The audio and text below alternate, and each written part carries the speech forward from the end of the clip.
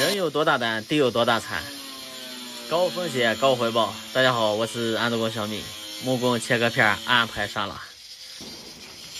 今天过来装一个浴室柜，看一下这个浴室柜。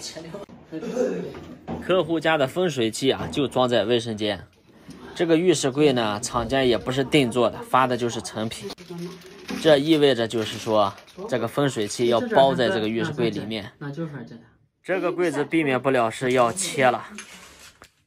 不光如此，客户这边还要接一个3通，在角阀上接一个3通，通一根水管给洗衣机用。在我们北方，家家户户都如此，都有这么一套风水器，有的是隐藏在厨房的橱柜里，有的是隐藏在入户的鞋柜里，有的是安排在了这个卫生间。这个要看开发商盖房子这个结构了，哪里方便就留在哪里。在这个小区全部都是在卫生间，这个木板要切掉2-3块，要不然的话这个风水器阀门呀或者开水的时候就碍事儿了。像这种情况的话，其实安上也挺碍事儿的，但是为了美观，就用这个柜子给它遮挡起来了。线已经画好了，角磨机顺着走一下，哎，这个角度可以，那么就开干。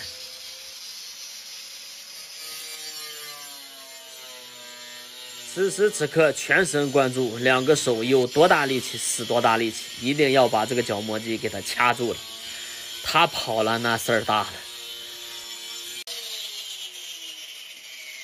很好，第一刀顺利完成，这一块可以拿掉了。高风险高回报，1刀50怎么样？紧接着我们切第2块，这个比较隐蔽一点，切的时候难度比较大，一定要顺着角磨机，不要跟它呛着来。呛着来的话，角磨机就是杀人利器。激动的心，颤抖的手，终于拿下了。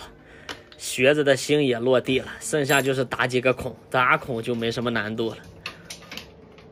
因为排水管就在柜体的左下方，刚好对着这个板，那没有办法，只能给它开一个孔，然后把管子从里边直接穿下去。开这个下水孔开的是一个50的，这个板材还不错，是50的。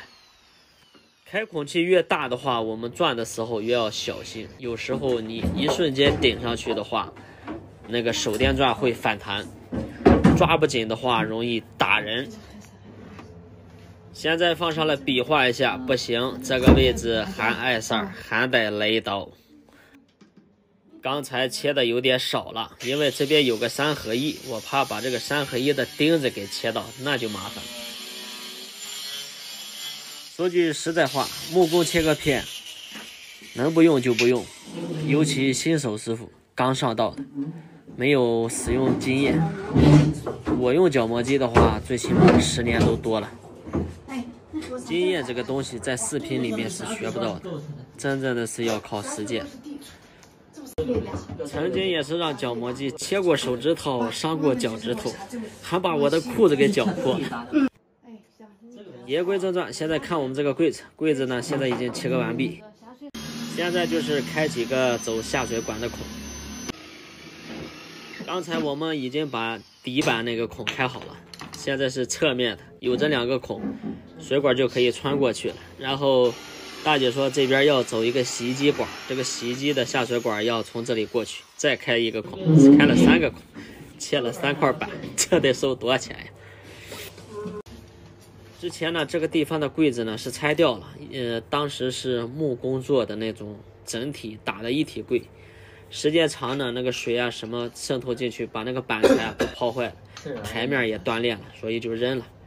这是第2套柜子，这个冷热水管呢也是重新改过的，在这个冷水管上面装了个角阀，又接了一个3通，这个3通将来要供洗衣机供冷水。我们做安装的绝对不是一个普通的行业，一定要有一点设计的天赋，因为每天安装的东西都是形形色色不一样的，客户家的条件也是不一样的，在现场必须得有一个最合理最好的办法。给客户处理各样的疑难杂症。这是客户之前的进前灯，还有这个镜子。这个房子住了有7、8年吧，差不多就是个7、8年，这些东西都淘汰了。像这种进前灯现在都几乎买不到了。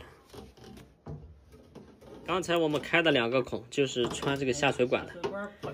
为什么不走柜底呢？因为这个柜底啊，它还装了一个3通，这个3通呢是有一个给洗衣机排水的，所以说只能在柜子里面开孔。业主家有一个进前灯，说那个进前灯还可以用，买这个柜子的时候就没有买那个带智能灯的，说是把那个灯再装上。那个灯其实像这种柜子就没法安装了，因为它伸不出来，照不到镜子外边来。进前灯的线在柜子里面打一个孔，把这个线穿出来，然后大姐说把那个之前的灯还接上吧。其实装在这个位置呢已经不合适了，长度不够伸不出来，那只能是先接好，先这么用着，然后他后期再买一个可以伸出来的那个灯，把3个灯头的角度朝上，装出来就是这个样子的。这个临时用还是没问题的，毕竟晚上到卫生间的话，没有一个灯黑灯瞎火的也不行。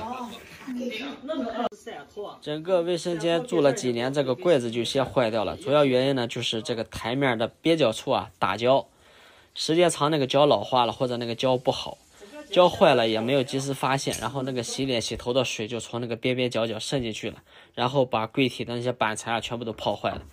我们家里有这样的情况呢，及时发现及时处理，清理干净重新打胶，尽量买一些品牌的胶，好一点的胶。好了，装完了，赶快走吧，中午了。